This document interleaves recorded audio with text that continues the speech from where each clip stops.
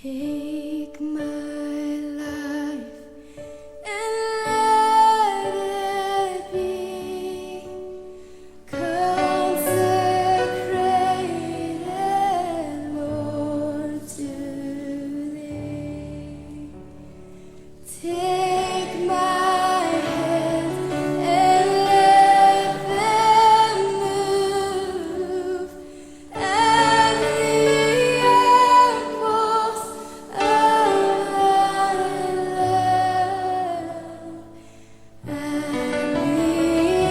and the apples of Thy love. Hola, soy Caleb Andrade. Te invito a que me acompañes a meditar en la palabra de Dios en estos 21 días de ayuno y oración. El tema de la meditación de este día es la santificación y la pureza sexual, parte 1. Vamos a comenzar con la lectura de la palabra de Dios, así que te invito a que abras tu Biblia conmigo en la primera carta a los Tesalonicenses, capítulo 4, versículos del 1 al 5. Cito: Por lo demás, hermanos, les rogamos y exhortamos en el Señor Jesús que conforme aprendieron de nosotros acerca de cómo les conviene andar y agradar a Dios, tal como están andando, así sigan progresando cada vez más. Ya saben cuáles son las instrucciones que les dimos de parte del Señor Jesús, porque esta es la voluntad de Dios, la santificación de ustedes, que se aparten de inmoralidad sexual, que cada uno de ustedes sepa controlar su propio cuerpo en santificación y honor, no con bajas pasiones como los gentiles que no conocen a Dios. Fin de la cita. En esta carta, Pablo escribe a la iglesia en Tesalónica, una ciudad en la costa norte del mar Egeo, la cual llegó a ser la capital de Macedonia y los cuarteles generales de la vida política y comercial de aquella región. Pablo escribió esta carta en respuesta al buen reporte de Timoteo acerca de esta iglesia. En el capítulo 1, versículos 2 y 3, podemos leer, cito: Damos siempre gracias a Dios por todos ustedes, haciendo mención de ustedes en nuestras oraciones. Nos acordamos sin cesar delante del Dios y Padre nuestro de la obra de su fe, del trabajo de su amor y de la perseverancia de su esperanza en nuestro Señor Jesucristo. Fin de la cita. De manera que no era una iglesia que tuviera mucho que reprocharle. No obstante, Pablo escribe esta carta para alentar a la iglesia, responder a algunas acusaciones falsas, consolar al rebaño perseguido, expresar su gozo en la fe de ellos y recordarles acerca de la importancia de la pureza moral entre los asuntos importantes. El capítulo 4 de esta carta tiene como título La vida que agrada a Dios. Pablo comienza reconociendo que los hermanos de Tesalónica habían aprendido bien de su ejemplo cómo conducirse y agradar a Dios. La exhortación es, sin embargo, a abundar más y más en ello, es decir, a no conformarse con la virtud que ya habían alcanzado.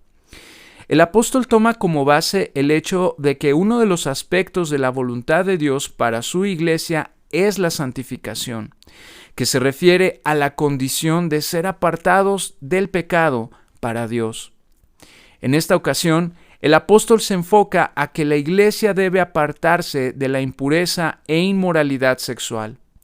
No porque sea el único aspecto en la santificación del creyente, pero sí uno importante. Y puesto que la iglesia en Tesalónica era ejemplar, quizá el apóstol no tenía necesidad de tocar otros puntos acerca de la santificación por el momento.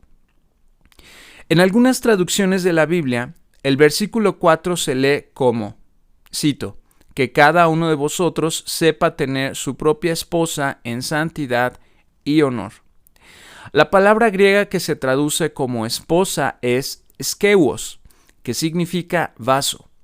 Esta palabra tiene dos interpretaciones por lo general. Una es esposa en el sentido usual y la segunda es el cuerpo, como lo podemos ver en 2 de Corintios 4:7 o 2 de Timoteo 2:21. En este caso, el segundo significado, es decir, el de cuerpo, sería el más adecuado, puesto que este mandamiento que Pablo está dando a la iglesia en Tesalónica no es exclusivo de un género. Es decir, que Pablo se hubiera dirigido únicamente a los hombres, excluyendo así a las mujeres de esta instrucción tan importante. Ni tampoco es exclusivo de los casados, excluyendo así a los solteros de la importancia sobre la pureza sexual. La pureza sexual se refiere a no alterar el diseño sexual de Dios ni en su forma ni en su uso. Dios le ha dado al hombre el placer sexual como un regalo, bien enmarcado dentro de sus lineamientos. Por ejemplo, el placer sexual es exclusivo del matrimonio entre un hombre y una mujer, de acuerdo con Génesis 2:24. Cualquier alteración a este principio fundamental se considera, por tanto, inmoralidad e impureza sexual. Otro principio fundamental fue dado por nuestro Señor Jesucristo, como lo registra Mateo 5:28. Cito: «Pero yo les digo que todo el que mira a una mujer para codiciarla, ya adulteró con ella en su corazón». Fin de la cita. De manera que la impureza sexual no se limita únicamente a actos físicos, sino que en realidad es un problema del corazón. Tan solo con mirar con lujuria a una persona representa un acto de inmoralidad e impureza sexual. Por supuesto que en nuestra sociedad postmoderna la realidad es diametralmente opuesta, pues se considera normal que los solteros tengan una vida sexual activa, con tal que se cuiden, entre comillas, utilizando preservativos. En aras de la inclusión y la tolerancia, se aprueban y promueven las relaciones entre personas del mismo sexo. Se considera inofensivo y seguro el uso de pornografía. Se considera normal que los casados tengan alguna aventura extramarital de vez en cuando. Esto entre muchas otras formas de impureza sexual que el mundo en el que vivimos aprueba y promueve. Por eso el llamado apostólico para la iglesia de Tesalónica y la iglesia de hoy es, cito el versículo 5, que cada uno de ustedes sepa controlar su propio cuerpo en santificación y honor, no con bajas pasiones como los gentiles que no conocen a Dios. Fin de la cita. El desconocimiento de Dios es la causa primordial de toda forma de impureza sexual. Te invito a que oremos juntos. Señor, dame la gracia para vivir una vida que te agrade. Líbrame de la impureza sexual. Limpia mis ojos, limpia mi corazón por medio de tu palabra. Si he pecado en el área sexual, te pido tu perdón y gracia para arrepentirme y apartarme de mi pecado. Permíteme conocerte más, de manera que pueda santificarme más. En el nombre de Jesucristo. Amén.